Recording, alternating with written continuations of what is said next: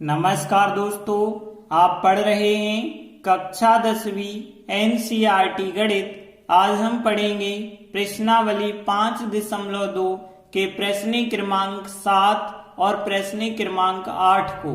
तो ध्यान से समझना।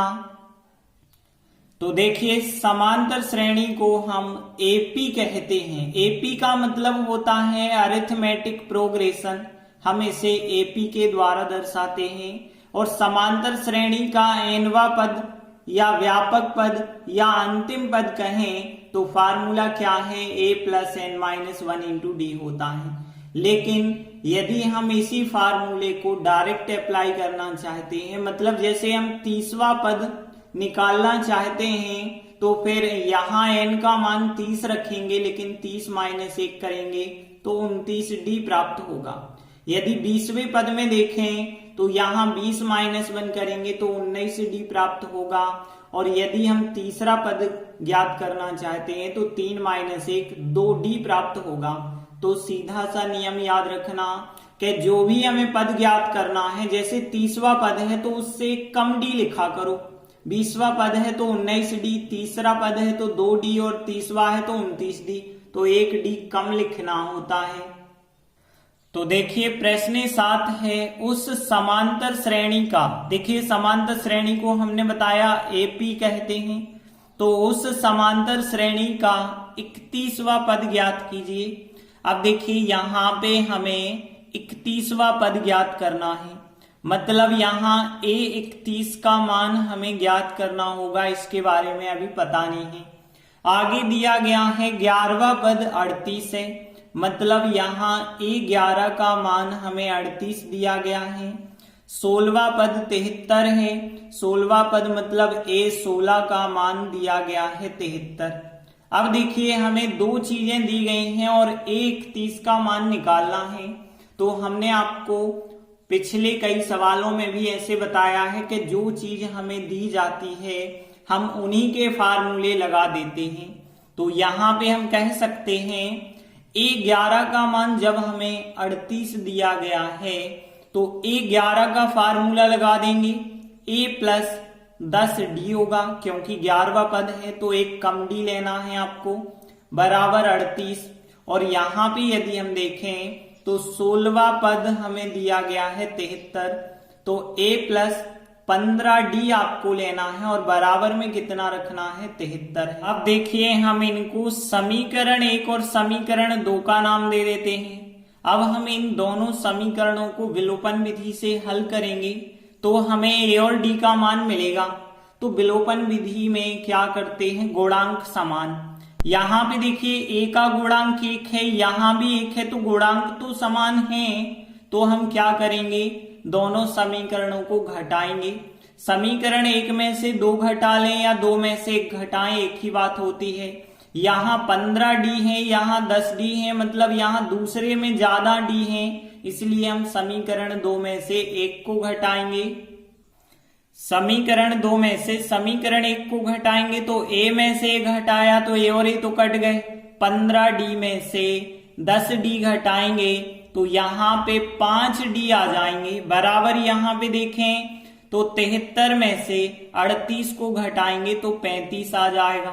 5d बराबर 35 आ गया है, तो यहाँ से d बराबर कितना आ जाएगा, 35, 5 बटे में आ जाएंगे।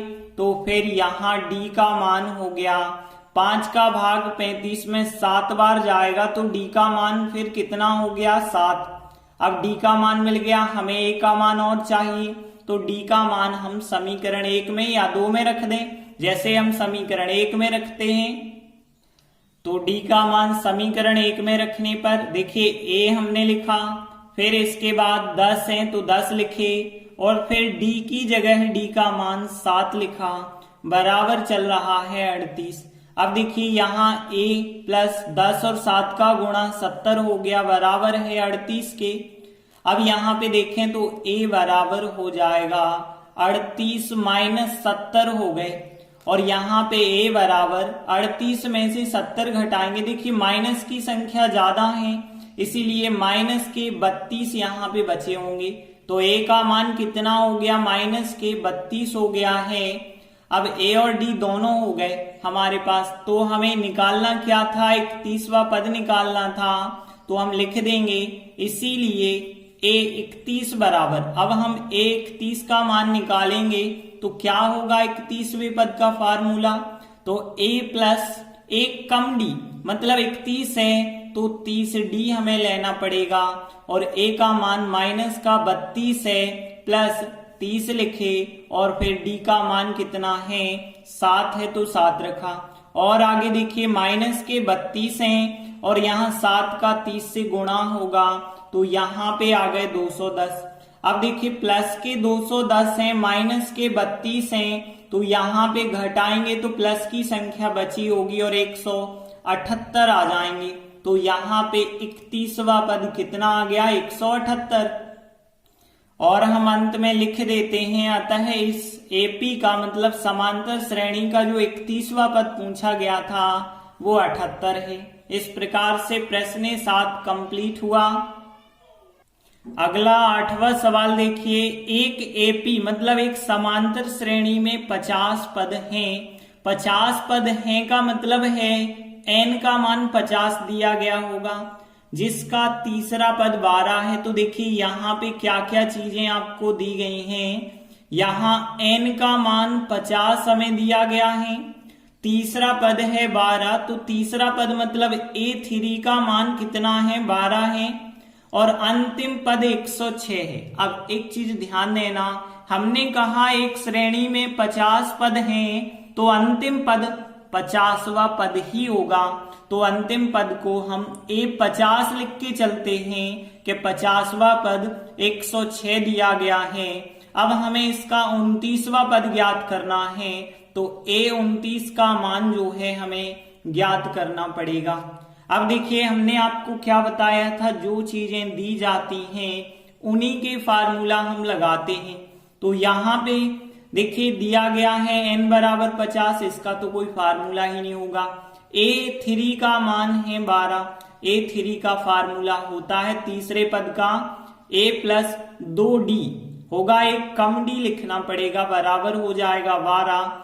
और एक और हम फार्मूला लगाएंगे 50वें पद का, तो 50वें पद का A प्लस 49D होगा, बराबर कितना है 106 चल रहा है।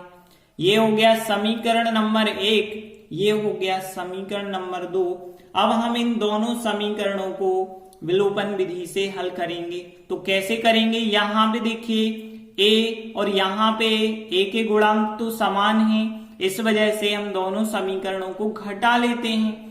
अब समीकरण 2 में ज्यादा संख्याएं हैं, बड़ी संख्याएं हैं, तो समीकरण 2 में से समीकरण 1 को घटाते हैं। समीकरण 2 माइनस समीकरण 1 कर रहे हैं, तो A में से A घटाया, A और A तो अलग हो गए। 49D में से 2D यदि आप घटाएंगे तो यहाँ पे 47D बचे होंगे, बराबर 106 में से 12 घटाएंगे 94 बचे होंगे। 47D बराबर 94 आ गया, तो फिर D बराबर कितना होगा 94। 47 गुणा में है, कहाँ पे आ गए बटे में। अब 47 का भाग 94 में यदि आप देंगे तो 2 बार जाएगा, तो D का मान फिर कितना आ गया है 2 आ गया है।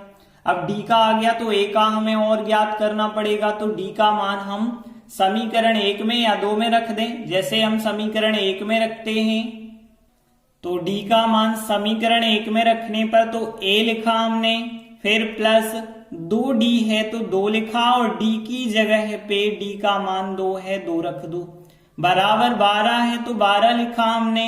अब देखिए यहाँ पे A 2 और 2 का गुणा किया 4, बराबर है 12 के, तो A बराबर कितना हो जाएगा 12, और फिर 4 का पक्षांतर कर देना तो 4 माइनस के हो जाएंगे। A बराबर 12 में से 4 को घटाएंगे कितना मिल जाएगा 8 मिल जाएगा, तो A का मान कितना हो गया 8, और D का मान कितना आया है 2 आया है। अब हमें ज्ञात करना है 29वां पद ज्ञात करना है, तो हम लिखेंगे इसलिए 29वां पद मतलब A29 बराबर 29वां पद मतलब A29। अब 29वें पद का फार्मूला क्या होगा, एक कम D लिखते हैं, 29वां पद है तो हम 28D लिखेंगे बराबर, देखिए एक ही जगह ए का मान लिख दीजिए 8 प्लस 28 लिखा हमने, और डी की जगह है डी का मान कितना है 2 है, 2 लिख दिया। और फिर देखिए यहाँ पे 8 तो वैसे लिखिए, 28 का 2 से गुणा करिए तो 56 आया, 56 में 8 और जोड़े तो कितना आ गया 64 आ गया, मतलब 29वां पद कितना है 64 है। अतः इस एपी का मतलब समांतर श्रेणी का जो 29वां पद पूछा गया था वो 64 है। इस प्रकार से प्रश्न 8 कंप्लीट हुआ। धन्यवाद।